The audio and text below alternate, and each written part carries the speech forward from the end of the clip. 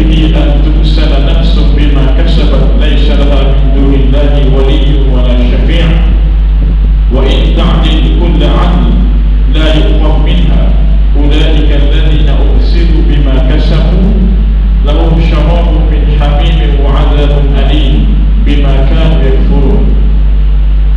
Dia bermaksud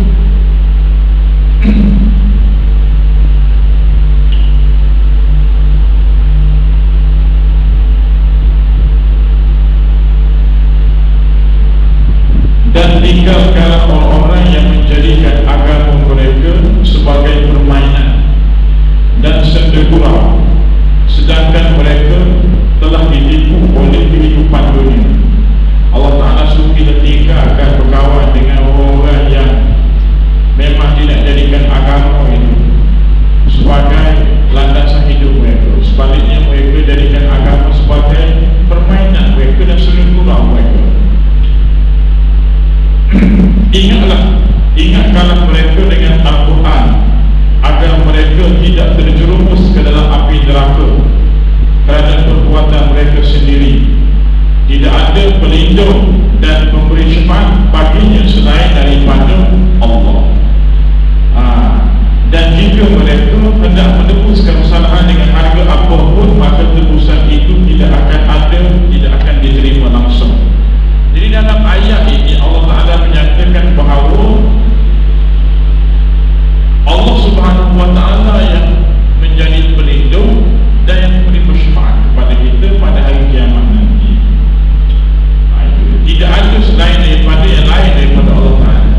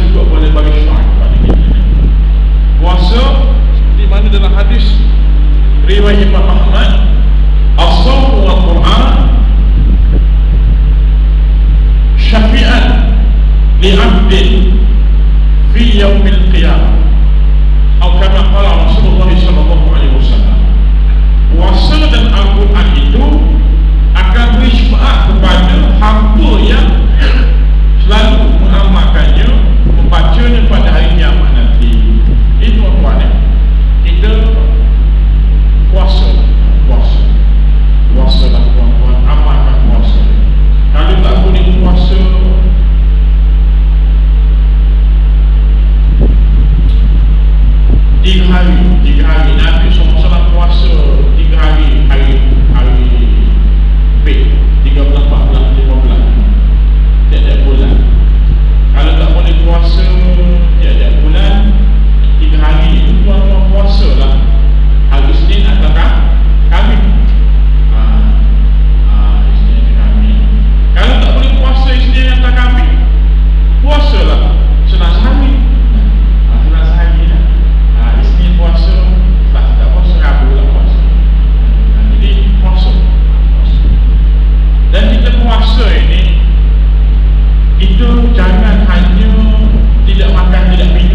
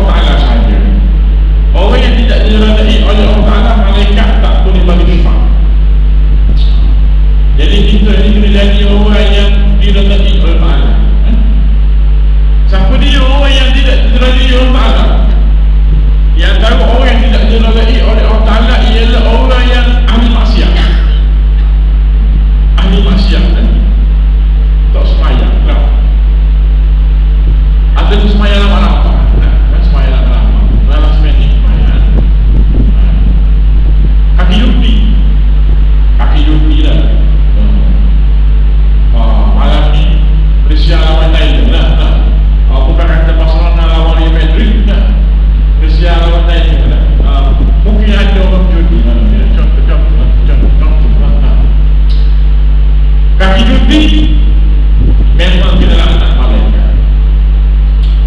Kaki Allah minum orang yang minum Allah kan juga dia anak malaikat.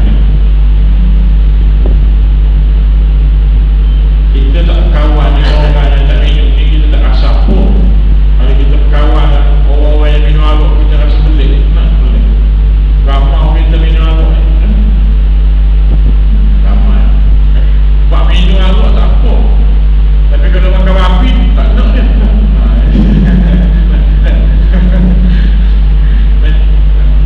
Macam zina kan? Zina tak apa nak. Kalau buat makan api tak nak kan? Orang kat rumah saya Kelantan, dia bila masuk haji, dia pergi belah siang dekat sepadan Thailand.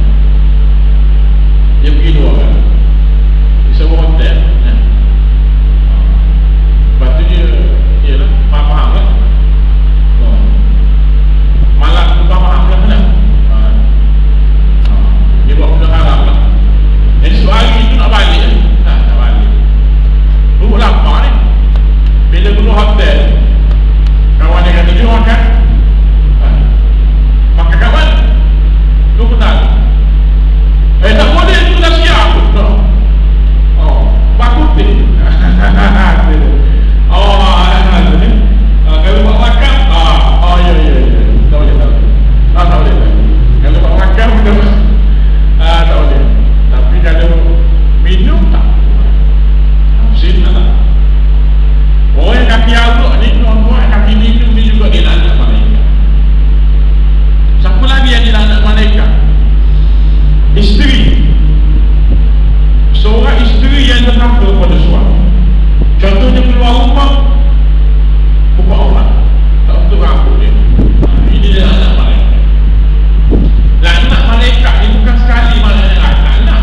Dia saat dia tidak anak malaikat. Ketika dia buka tudung dia tu, tak untuk orang. Setiap saat dalam anak malaikat. Dalam hadis tu Nabi cerita, kalau suami ajak bini itu,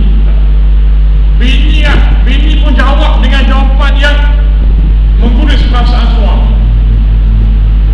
Penat, letih, tak jawab gitu kan, penat, letih. Suami terasa hati kan? Maka si isteri itu dilaknat malaikat sampai pagi esok. Malaikat laknat setiap saat laknat malaikat kan? Yang memang. Tapi kalau suami tak terasa, maknanya dia cakap baik-baik dah. Tak pun apa weh dah, penat weh dah, tak pun. Contohnya lah suami pula, suami pun juga ada yang dia nak anak malaikat, bukan isteri dia. Suami yang pandai bini, pandai buat anak, tapi tak pandai jaga bini, tak pandai jaga anak. Ini ramai lah, ramai. Saya memang ramai jumpa. Saya ramai anak murid Muslim, ramai. Banyak yang mengadu kepada saya masalah semua tangguh.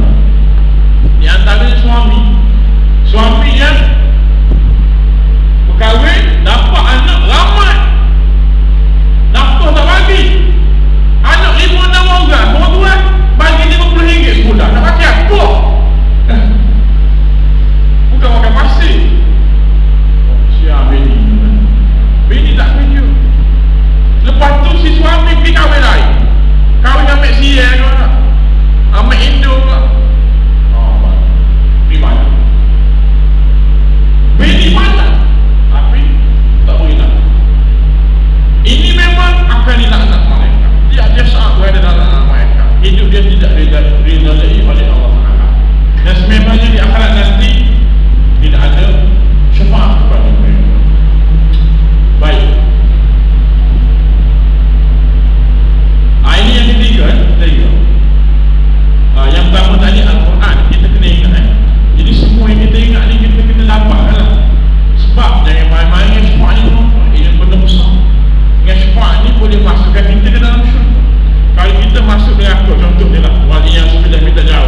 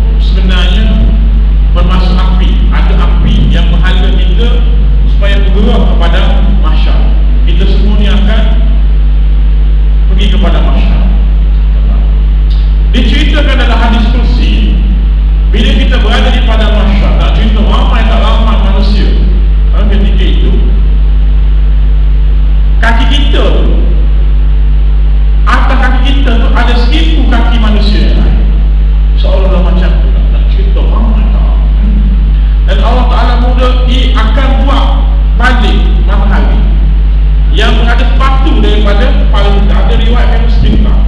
Nak ceritanya dalam keadaan muharram, panas dia amat, teruk sangat, dahsyat keadaan. Tak tahan sangat tuan-tuan.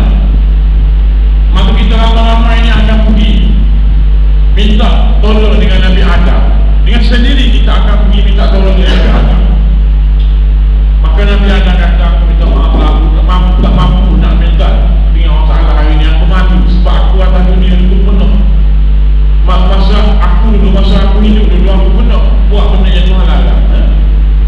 Nabi Adam pernah makan sejenis buah yang dicegah oleh Allah Ta'ala. Dia rasa malu pada hari itu nak minta dengan Allah Ta'ala.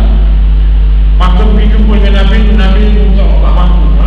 Nabi itu pun kata, aku tak mampu nak jumpa Allah Ta'ala, malu sebab aku pernah mendengar supaya umat aku itu dibinasakan. Aku malu. Jumpa dengan Nabi Ibrahim tak mampu. Jumpa dengan Nabi Musa sama. Nabi Isa. Last sekali nak jumpa dengan Nabi kita Muhammad SAW, maka Nabi kita pun pergi menghadap Allah Ta'ala. Kalau kita rujuk dalam kitab Tabiul Ghafilin, Nabi kita pun sujud kepada Allah Ta'ala. Sujud. Ketika Nabi kita sujud, maka Allah Ta'ala pun suruh Nabi angkat irfa' ra'sa, angkatlah kepada kamu wahai Muhammad, dan minta apa sahaja, dan saya akan perkenankan. Maka bila Nabi angkat kepalanya, maka Nabi pun minta lah supaya dipercepatkan hisab. Maka Allah Ta'ala pun cepatlah hisab. Itulah namanya syafa'atul uzma, syafaat yang paling besar. Selain daripada syafaat yang paling besar itu, dia percepat hisab, ada lagi syafaat-syafaat yang lain yang Nabi SAW boleh tuduh kita sebagai umatnya. Apa dia? Tuan-tuan, sabda Nabi SAW dalam hadis Tirmidzi, inna syafa'ati li ahli al-kaba'ir min ummati, sesungguhnya syafaat itu, pertolongan aku khusus kepada umatku yang berbuat dosa besar. Hadis ini hadis masyhur riwayat Imam Tirmidzi, hadis hasan. Tuan-tuan, di akhirat nanti kita umat Nabi SAW ini, walaupun ada di antara kita yang buat dosa besar, contohnya berzina pun, minum arak pun, bunuh orang pun, tapi dia sebab dia disayang kat Nabi, dia tak melekeh-lekehkan hukum Nabi, walaupun dia buat dosa besar, kerana kira sepatutnya dia dihukum ke dalam neraka sebab dosa besar, tapi disebabkan dia ni sayang juga kat Nabi, maka Nabi SAW bagi syafaat kepada dia, masuk syurga, tak payah masuk neraka. Ini hadis yang masyhur, tuan-tuan, riwayat Imam Tirmidzi, hadis hasan. Apa? Sebab itulah bila mana kita tengok orang buat dosa besar, orang zina, orang minum arak, bunuh orang, kita jangan cepat bagi fatwa.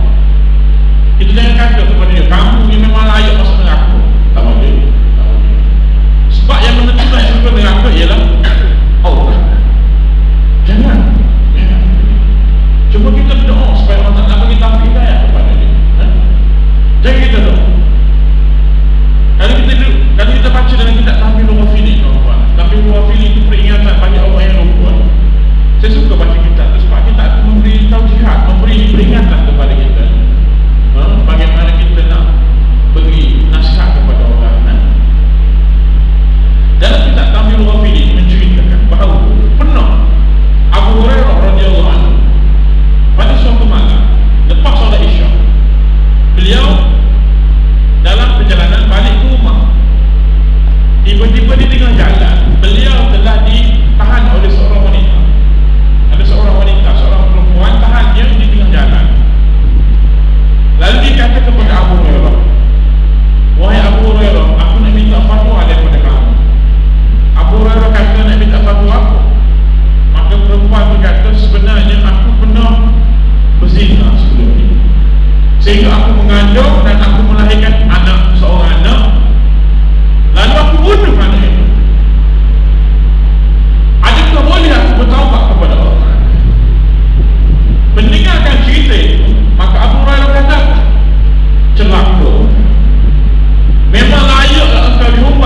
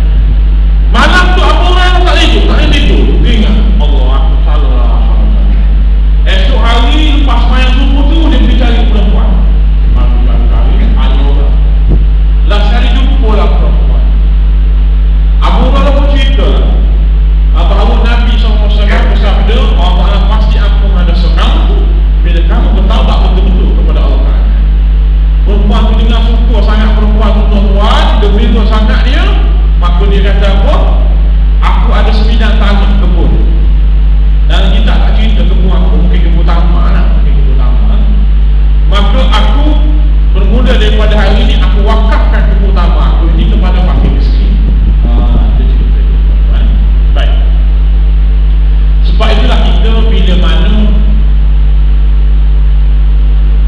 kita pernah melakukan dosa besar, kita ni tuan-tuan, masing-masing ada sejarah hidup masing-masing lah. Kita pernah melalui zaman-zaman kegemilangan kita dulu lah, zaman Pok Yai dulu lah, zaman di tepi pantai yang indah lah, zaman kita naik motor Vespa lah, monceng nak darah mungkin lah tuan-tuan, kita pernah melalui dan kita pernah buat. Mungkin suatu hari dulu kita pernah pinjam motor orang tak pulangkan. Mungkin kita pernah pinjam kereta orang pergi jual dulu kan. Mungkin juga kita pernah hutang di orang tak bayar. Itu dia. Jadi bila sampai masa kita bertambah kepada orang dan kita cari orang kita aniaya ini, cari tak jumpa. Anak-anak dia bertambah mana? Dan macam mana kita nak buat tuan-tuan? Caranya itulah, buat amal jariah. Jadi kalau siapa di antara kita yang pernah buat dosa besar, saya ingatkan, siapa-siapa di antara kita yang pernah buat dosa-dosa besar sebelum daripada ini, maka buatlah amal jariah. Tambah-tambah lagi dosa besar yang campur dengan manusia ini, kita bimbang. Sebab di akhirat nanti dia akan minta balik dengan kita, minta balik, minta kita bayar. Jadi kita nak bayar lah, bayar dengan pahala kita. Pahala kita ni nak ambil daripada mana? Daripada amal jariah kita ni. Kalau kita dengar ada nak buat masjid ke, nak buat sekolah kafir ke, nak buat surau ke, nak buat ini macam masjid surau ni, awak ni boleh lipat gergasi ni kata sponsor lah untuk bayar ikut masjid ke tak, kipas elektrik semua sekali tuan-tuan. Ini peluang untuk kita. Jangan sayang tak duit ni tuan-tuan. Jangan sayang duit ni, Allah Ta'ala akan bagi balik.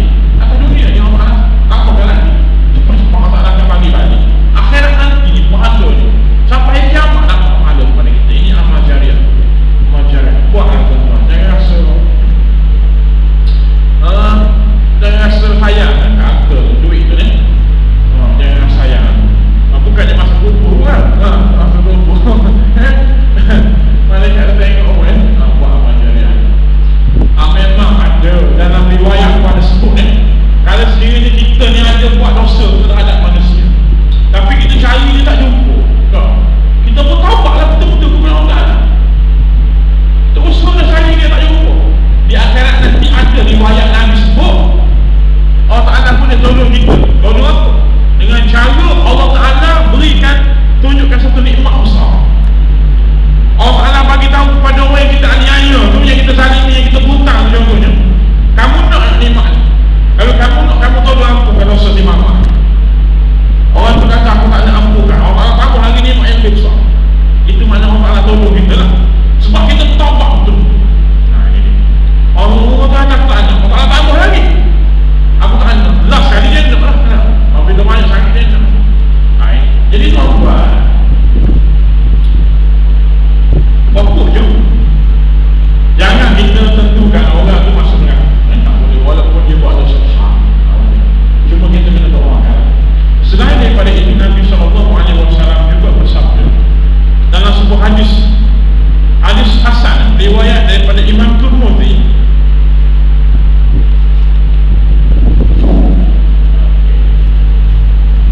Saya ni sebenarnya tuan-tuan, ada orang tanya soalan, jadi bila orang tanya saya kena jawab lah.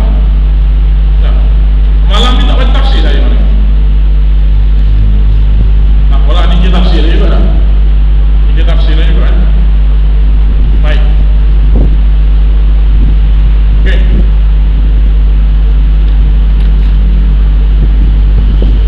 Ni ke buat. Dalam hadis riwayat Imam Tirmidzi daripada Abu Hurairah, ini Abu Hurairah sendiri cerita, Nabi SAW pada hari kiamat nanti diberikan kuasa oleh Allah Ta'ala memberi syafaat untuk memasukkan ke syurga satu satu kumpulan besar daripada umatnya dengan tidak dihisap. Tak payah hisap, manusia akan terus. Oh, ini special. Abu Hurairah kata, sesungguhnya Nabi SAW bersabda, 70,000 orang daripada umatku akan masuk syurga tanpa hisab.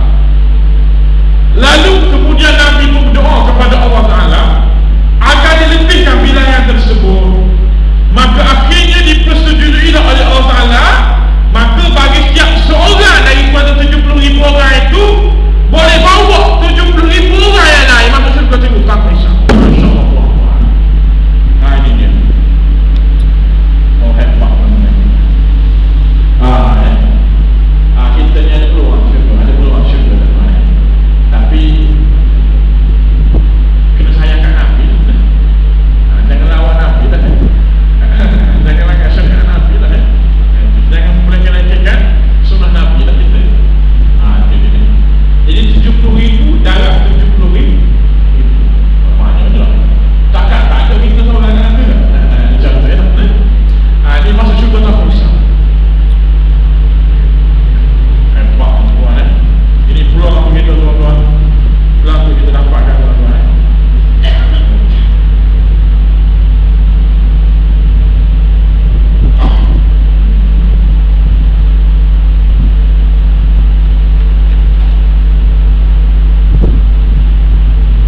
Tak payah hisap, manusia terus.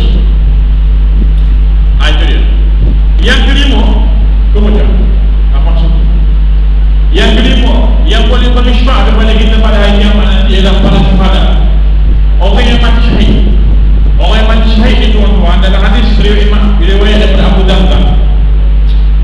Orang yang mati syahid itu dapat memberi syafaat 70 orang di kalangan keluarganya. Orang yang mati syahid dapat beri syafaat kepada 70 orang di kalangan keluarganya. Masuk daripada masa neraka kepada masa syurga. Tapi syahid ini syahid yang betul-betul lah macam sahabat kita di Palestin tu kalau Taliban tu tak payah mengarut banyak sombong, bodoh boleh tembok, cikgu boleh tembok. Hari ini ramai orang semangat tapi tak faham macam yang orang itu istilah ISIS tu kan. Ramai lagi. Bila kita bercakap tentang ISIS dengan ISIS, mungkin ada orang tak setuju. Mungkin dia tu minat tak pergi lah. Mungkin, tapi dalam ramai-ramai dia rasa tak ada kan. Kita harap-harap tak ada. Jadi kalau nak pergi tu kena buat kajian betul-betul tadi tu ISIS tu dikatakan di Sydney lah, Sydney kan 3 orang mati itu buat malu Islam ya tuan-tuan kan. Islam bukan macam tu, bukan macam tu kena buat kajian Al-Imam Yusuf Qaradawi kata pejuang-pejuang ISIS itu bukan ikut kriteria ciri-ciri mujahidin yang sebenar dalam Islam. Bagi pandang Imam Yusuf Qaradawi pun dia tak setuju. Itu golongan mujahid, dia tak setuju. Jadi kita buat kajian kita Islam bukan kata subuh orang dah begitu tidak. Orang perempuan, kanak-kanak tak boleh bunuh. Dalam peperangan, jangan satu peperangan tuan-tuan kita Nabi mahu sangat kalau sekiranya kita pun tidak ikut suka hati kita tak boleh. Dalam Islam al-qatil wal maqtul fitnah, hadis masyhur tuan-tuan. Orang Islam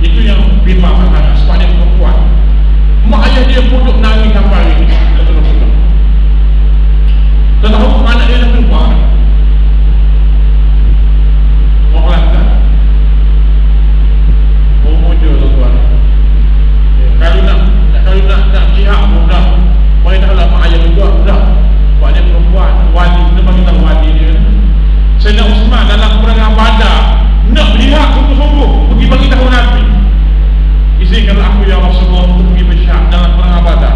Nabi kata bayar, bini kamu sakit, jaga bini kamu. Dalam perang Badar, saya Osman tak pergi berjihad, jaga bini. Jihad yuk, jihad yuk. Jadi banyak cara jihad ni, bukan kata kat sejatuh. Jadi kena faham baik-baik dan ikut cara kaedah yang sebenar. Yang keenam, di antara orang yang boleh beri syafaat kepada kita ialah ulama. Ulama ni tuan-tuan, kita kena buat baik dengan mereka. Jangan kita tentang ulama, jangan kita berbalas dengan ulama. Ulama ini orang yang alim, orang yang banyak ilmu agama. Lepas tu pula dia mengamalkan ilmu dia, dia mengajar pula kepada orang lain. Ini ulama. Dalam hadis daripada Ibnu Majah, daripada Sayyidina Utsman Ibn Affan radhiyallahu anhu, katanya Rasulullah sallallahu alaihi wasallam bersabda, pada hari kiamat nanti ada 3 golongan yang boleh bagi syafaat. Yang pertama ialah Nabi, yang kedua ulama, yang ketiga syuhada. Jadi kita kena buat baik dengan ulama. Nama kita seperti nama ulama pun tuan-tuan, ada riwayat sebut ianya juga yang memadai dia. Dia boleh tolong kita. Kalau kita baca dalam kitab Matma'in Fadrain, bab menuntut ilmu tu, kitab Matma'in Fadrain, tuan-tuan semua ada kitab Matma'in Fadrain. Wajib kitab Matma'in Fadrain, bab berkenaan berkenaan berilmu. Orang yang tak kenal ulama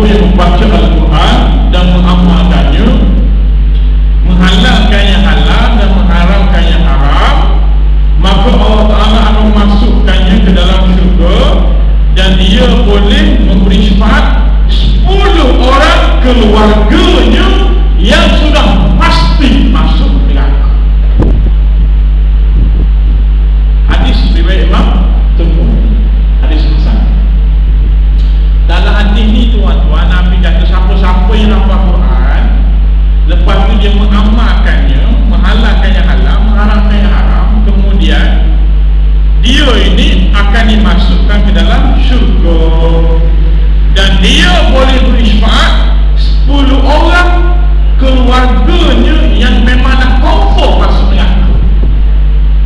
Tu video tuan-tuan jangan main-main tak.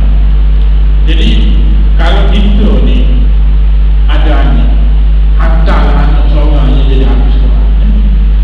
Kalau tak ada anak cucu, kalau cucu pun tak ada, nampak tuan. Ada orang anak tak ada, anak dah besar-besar aku dah tak ada seorang punya hafiz Quran, cucu pun tak ada.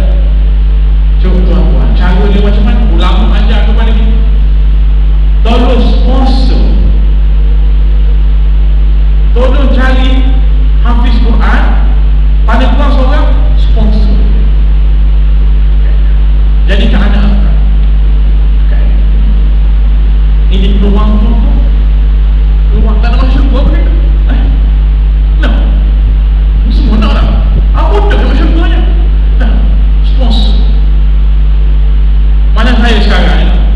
Saya sekarang ramai orang yang sponsor pelajar-pelajar tahfiz di Kemboja, di Kemboja. Saya bukan nak recommend sponsor kat Kemboja saja ni, tak kira lah mana-mana dampaknya. Cuma memang saya memang bukan ada buat sekolah kat sana kan. Jadi ada, saya tak cari pun, saya beritahu dia. Lepas tu dia yang cari ramai-ramai. Di seorang pelajar tahfiz juga sana, kata RM50 sebulan, kata RM50 sebulan. Jadi dia cari, dia terus carikan ibu angkat, ayah angkat bagi seorang budak. Seorang pelajar tahfiz tu dia cari sponsor 3 orang, sama ada ayah angkat, ibu angkat.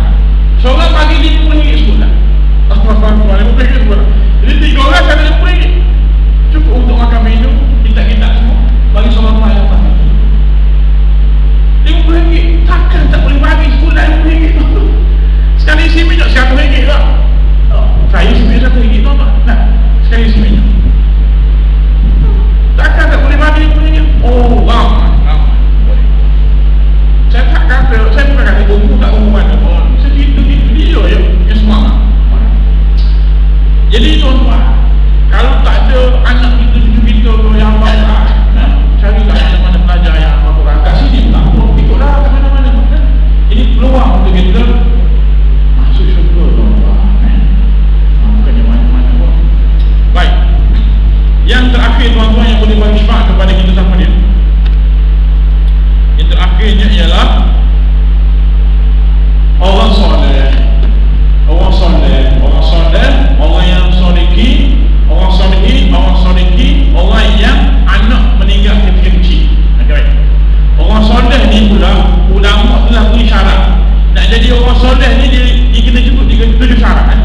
Nak jadi orang soleh ni dia kena taat pada Allah, dia kena sayang kat Nabi Muhammad, cinta kat Nabi Muhammad. Yang ketiga, dia kena taat kepada agama dia. Yang keempat, dia kena taat kepada ibu bapa dia. Yang kelima, dia kena hormati guru dia. Ada kok orang yang lawan guru dah. Yang keenam, dia hormati jiran dia, buat baik dengan jiran. Yang ketujuh, dia buat baik dengan masyarakat dia. Dia masuk gaul dengan masyarakat dia. Ada juga orang syok sendiri lah, tak kawan dengan orang. Dia semayang pergilah berjumpa dah dengan kuliah, tapi tak kawan dengan orang, tak boleh. Jadi orang yang soleh ni dia kena cukup 7 syarat. Yang pertama, taat kepada Allah. Yang kedua, sayang dan cinta kepada Nabi. Yang ketiga, taat kepada agama. Yang keempat, kepada bapa. Yang kelima, guru. Yang keenam, jiran. Yang ketujuh, masyarakat. Mereka ini orang soleh. Mereka juga boleh bagi syafaat pada hari kiamat. Yang keseluruhnya orang soleh ni orang benar lah. Orang benar ni dia cakap benar. Kalau dia meniaga, dia tidak tipu.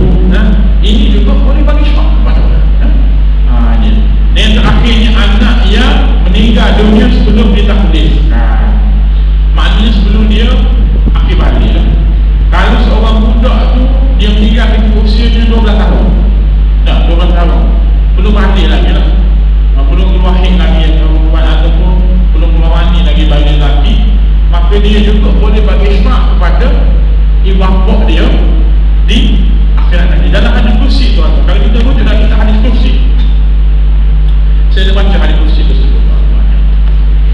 kursi tersebut, budak-budak yang mati ni kecil ni, maksud saya yang belum balik, belum akan balik ni, dia meninggal, maka di akhirat nanti dia akan digelar sebagai wildan.